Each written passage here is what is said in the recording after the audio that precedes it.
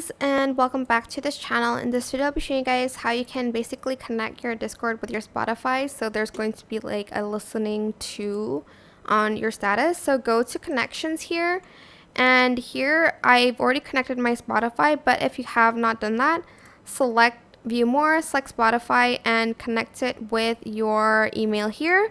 I've done that, so I'm just going to skip it.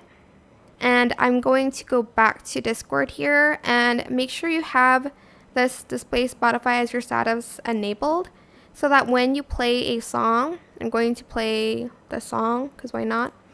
It will show, okay, let me just stop playing calculator.